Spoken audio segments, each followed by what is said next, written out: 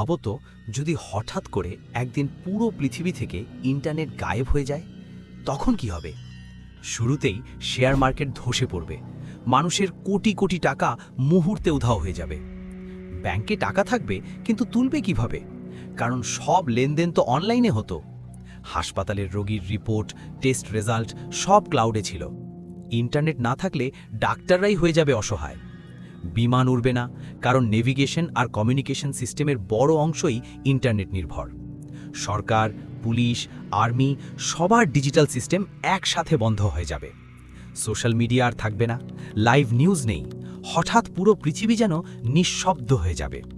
Online ব্যবসা, food delivery, e-commerce এক মুহূর্তেই থেমে যাবে। মানুষের জনজীবনে নেমে আসবে অস্বস্তি, মানুষ পাগল প্রায় হয়ে যাবে। আতঙ্কে সবাই রাস্তায় নামবে, কারণ কেউ জানবে না আসলে কি ঘটেছে।